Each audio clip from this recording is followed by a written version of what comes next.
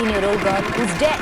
They're expected to meet She's again in 19, Qatar she's today dead, to find she's gang secure raped in ceasefire Hathras. between She was fighting for her life in Safdarjung, and These now images she's the coming in cause of a big war in Gaza political continues blowout with Israeli where forces Uttar Pradesh is ordering new concerned. The evacuations. UP police, however, has refuted the family's previously claim designated that civilian alleged there were lots of in the lapses West Bank, very and similar.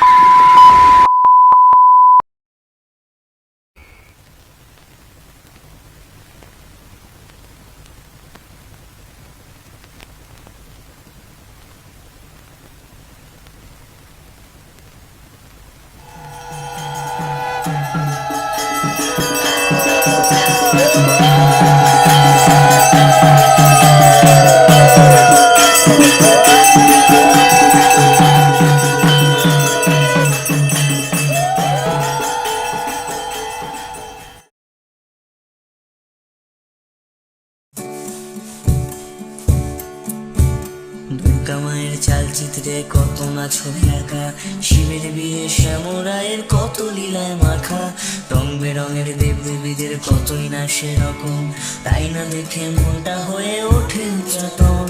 মুভির চালচিত্রে কত শিল্প ছোঁয়া,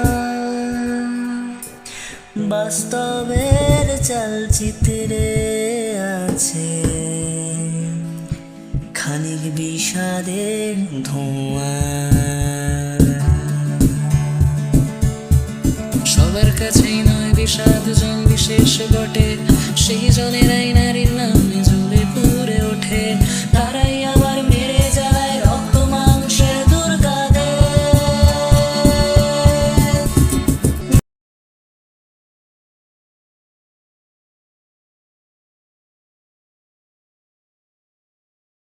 কি হচ্ছে এখন? কি হচ্ছে আপনার দুর্গা নাকি Jagaddhatri? Among the stalls of traditional craftsmen, the smith, carver, idol maker, he soaks up the atmosphere and detail of the crowded city.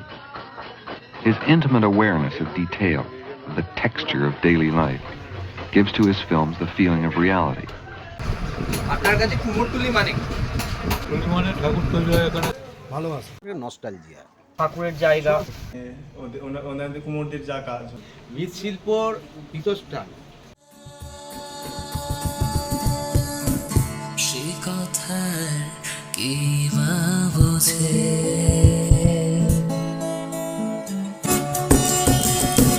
यादें सर्वभूतेषु शक्तिरूपेण संस्थिता, नमस्तस्मै नमस्तस्मै नमस्तस्मै नमो नमः। এই যে সারা বছর আপনারা ঝড় জল বৃষ্টির মধ্যে কাজকর্ম করেন, তারপরে 2 মাসের জন্য লোকজন আসে, আপনাদের কাজের সময়তেই আসে, আবার সেই সময়টা আপনাদের বিরক্তিও হয়, আবার তখন আপনাদের একটা বায়না মতো আসে, তখন আপনাদের রীতিমতো মাথায় তুলে রাখা, ঠিক তারপরে 2 মাস পরে আবার আপনাদেরকে ভুলে যায়। সেই জিনিসটা নিয়ে আপনাদের কি মতামত? দুর্গা পুজো আসলেই এই ফটোগ্রাফার বলুন আর ব্লগার যাই বলুন, ওদের মাথায় একটা ক্রেজ আছে কুমারটুলিতে এসে, মানে শিল্পীদের মানে ওদের কিভাবে কাজ হয়, হ্যাঁ অনেক কিছু জানার থাকে, তারপর তাদের মাথার থেকে দুর্গা পুজোয় চলে যায়, ক্রেজটাও তাদের চলে যায়। হ্যাঁ, কিংবা এই এটা কতটা ক্ষতি করেছে আপনাদের?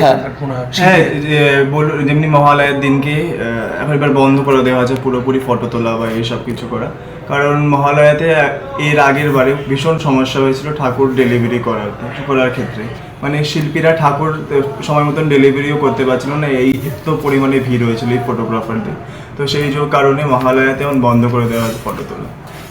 আমি যদি আপনাদেরকে জিজ্ঞেস করি যে এই যে আপনাদের 2 মাস ধরে যে যা হয় সেটা আমরা জানতে পারি, কিন্তু সারা বছর যে আপনারা কিভাবে থাকেন সেটার দিকে যে কেউ নজর দিয়েও দেখে না, সেটা দিয়ে আপনার কি?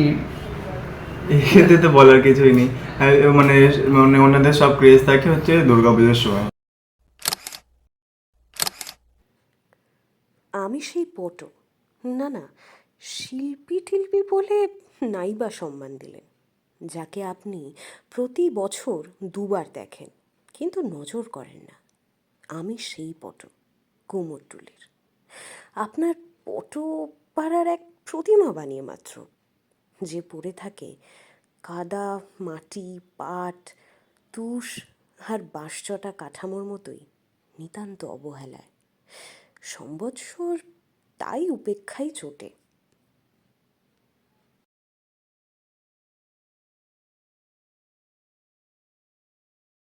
এই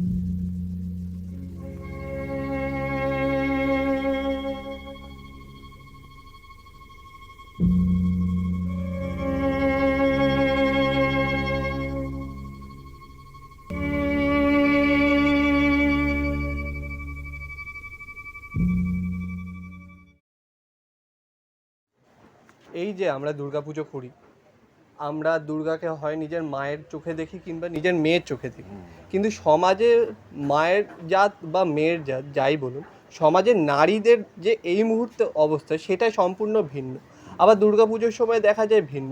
এই যে কন্ট্রাডিকশনটা হয় সেটা নিয়ে আপনার কী মত? মেয়ে আর ছেলে তফাৎ এখনো পর্যন্ত আছে, যা সারা জীবনই থাকবে, কিন্তু আমরা সমান তালে চলতে যাই, কিন্তু সমান তালে সব কিছু বিষয়ে চলে যায়।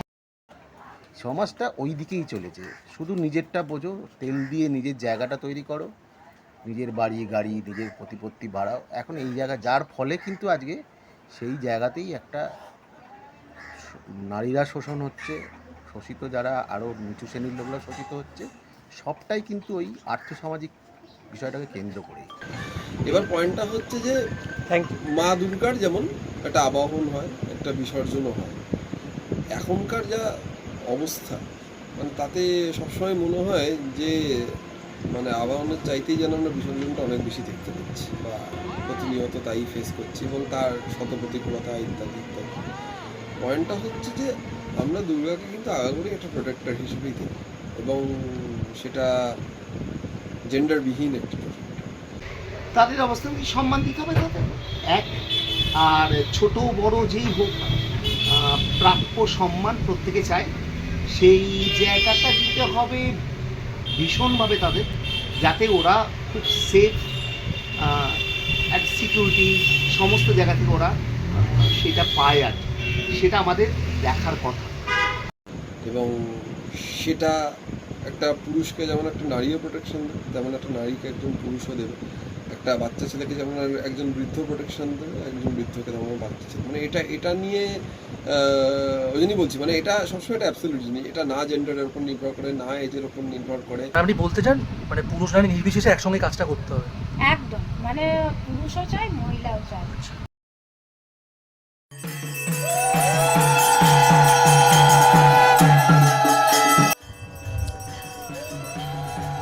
পণ্য করে নারীর শরীর কেনাবেচা করা মানুষরা।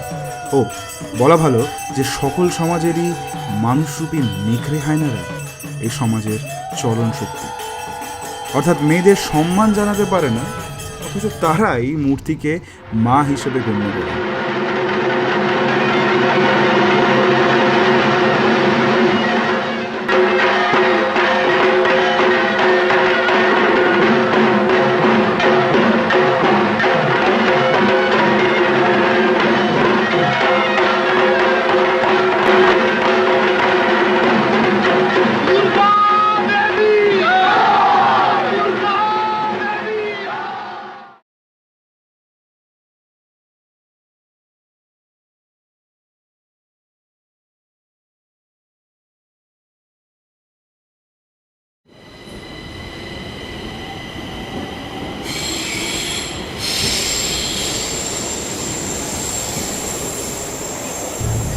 আচ্ছা, তোর কাছে ধর্ম মানে কি?